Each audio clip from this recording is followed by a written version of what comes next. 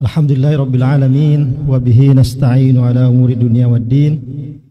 Wassalatu wassalamu ala asyrafil mursalin wa ala alihi wa sahbihi ajma'in. Amma ba'du. Segala puji hanya bagi Allah Subhanahu wa taala atas segala karunia-Nya. Kita berjumpa dengan bulan Ramadan dan malam ini kita sudah sampai ke malam 12 ya. Mudah-mudahan kita senantiasa diberikan kesehatan jasmani dan ruhani untuk terus-menerus menikmati amaliyah Ramadan. Salawat dan salam kita sampaikan kepada junjungan kita Nabi besar Muhammad sallallahu alaihi wasallam. Mudah-mudahan kita semua mendapatkan syafaatnya di hari kemudiannya Allah Subhanahu wa taala. Hadirin dan hadirat jamaah tarawih yang dimuliakan Allah Subhanahu wa taala. Salah satu cara untuk memahami Al-Qur'an, memahami ayat-ayat suci Al-Quran adalah dengan memahami peristiwa yang terjadi di sekitar turunnya Al-Quran. Peristiwa yang terjadi di sekitar turunnya Al-Quran. Biasanya di dalam ulumul Quran, sebuah kaedah-kaedah cara memahami Al-Quran, ada istilah asbabun nuzul, penyebab turunnya Al-Quran. Tetapi yang saya sebut dengan kisah-kisah atau peristiwa di sekitar turunnya Al-Quran ini bukan hanya yang ada asbabun nuzulnya ya. Karena kalau kita lihat di kitab-kitab itu kan tidak semua ayat ada asbabun nuzulnya, tidak semua. Ada bahkan lebih banyak yang tidak ada asbabun nuzulnya. Tetapi peristiwa-peristiwa yang hadir di sekitar turunnya Al-Quran, di sekitar turunnya ayat per ayat Al-Quran, atau surah per surah dari Al-Quran, itu pasti ada peristiwanya. Dan peristiwa itu istilahnya saling berdialektika, saling berhubungan dengan ayat Al-Quran dengan peristiwa yang ada di sekitar turunnya Al-Quran. Kenapa begitu? Ya agar para sahabat itu langsung paham, oh ini loh maksudnya ayat. Jadi tidak tiba-tiba Rasulullah ngomong apa nggak nyambung dengan apa yang terjadi di sekitar situ. Jadi Rasulullah menyampaikan atau turun ayat, baik ayat ya tentu saja juga dengan hadis, itu selalu relevan dengan apa yang terjadi di sekitar turunnya Al-Quran, turunnya ayat maupun surah. Hadirin dan hadirat yang dimuliakan Allah Subhanahu wa taala. Nah, kalau kita bicara tentang puasa, turun adalah tentang yang berbunyi kutiba alaikumussyam ya ayyuhalladzina amanu kutiba alaikumussyam kama kutiba alal ladzina min qablikum la'allakum. Lalu apa peristiwa yang terjadi di sekitar turunnya ayat tersebut? Jadi disebutkan bahwa ada dua peristiwa yang terjadi. Kita tahu bersama bahwa Al-Quran itu atau perintah puasa ini turun di di tahun kedua Hijriah. Tahun kedua Hijriah itu artinya Nabi hijrah ke Madinah, 2 tahun setelah beliau sampai itu kemudian turun perintah untuk melakukan puasa. Kalau salat itu sekitar 2 tahun sebelum hijrah. Waktu itu Nabi masih di Makkah. Lalu apa peristiwanya? Pertama, pada waktu itu ketika Rasulullah SAW di tahun pertama beliau hijrah, itu terjadi cuaca yang baik, curah hujan yang baik, sehingga panen menjadi melimpah. Panen kurma, panen gandum, panen pete tidak ada pete. Ya kurma dan gandum lah yang banyak. Kemudian ternak sehat ya karena curah hujan tidak lebih dan tidak kurang. Kemudian itu membuat masyarakat Madinah bersyukur, berpesta. Hampir-hampir mereka menghambur-hamburkan kelebihan panen, kelebihan susu dari ternak mereka. Rasulullah menyadari, Rasulullah orang cerdas. Tentu saja kalau tidak cerdas nggak bisa jadi nabi. Ya. Beliau berpikir bahwa tidak mungkin cuaca akan terus seperti itu. Apalagi di daerah sana ya. Kalau mungkin kita daerah tropis relatif stabil. ada suatu waktu nanti akan terjadi paceklik di satu saat. Karena itu Rasulullah melakukan apa? Ada dua yang dilakukan Rasulullah. Pertama, beliau mengulang-ulang membaca surah Yusuf.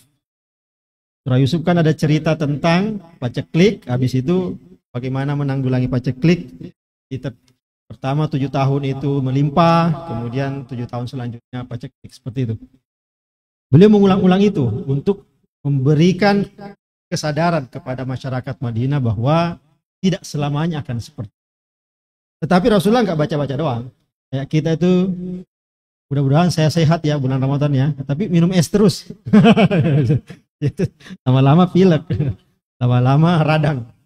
Jadi beliau tidak hanya berdoa dengan membaca surah Yusuf, tetapi juga bikin waduk. Rasulullah itu bikin waduk, sebuah inovasi besar pada waktu itu. Bikin waduk di sekitar Madinah. Kira-kira ada 5-7 waduk untuk menampung curah hujan agar bisa bertahan lebih lama ya kalau terjadi kekeringan. Singkat cerita, tahun selanjutnya terjadi kekeringan, dan bukan hanya di Madinah, di Makkah. Di Makkah juga.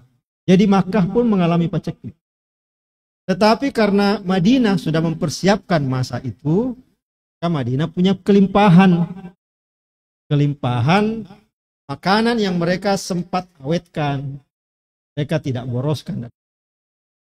Karena itu sampai-sampai Nabi Muhammad SAW itu mengirim bantuan ke Mekah sekitar 200 onta ya, bukan ontanya dikasih tapi muatannya.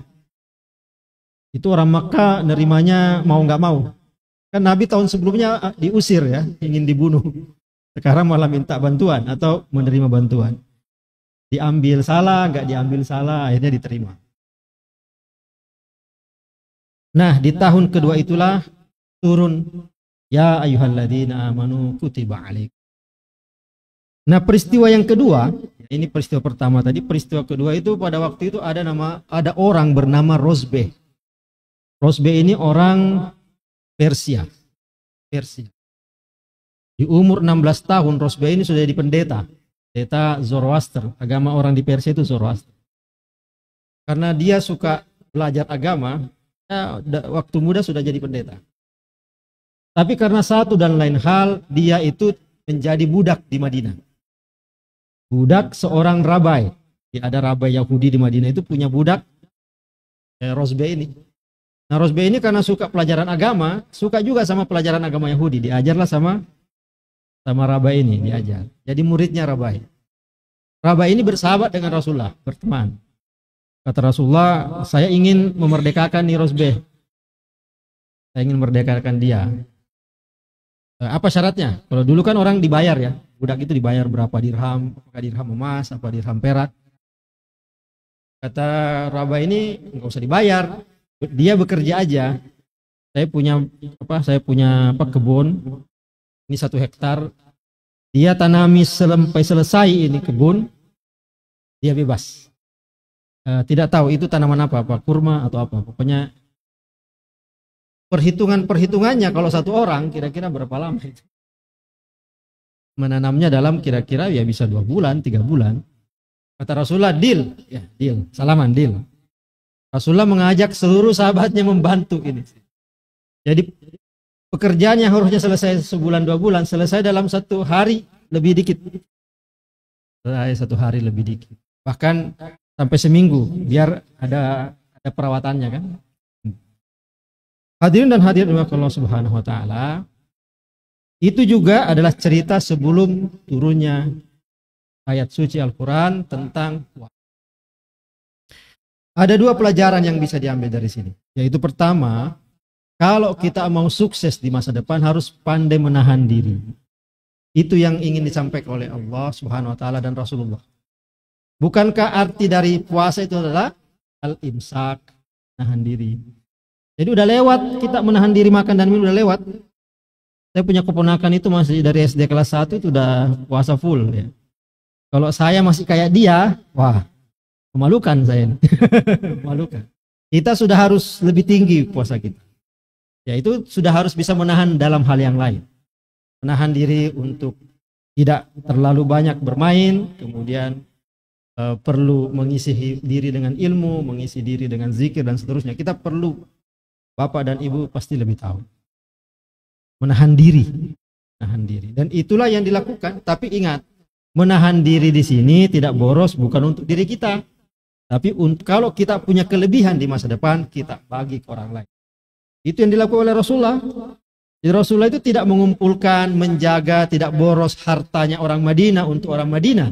Tapi untuk diberikan kepada, bahkan kepada musuhnya, pada masyarakat di Makkah. Bukan hanya musuh, mereka masih kafir.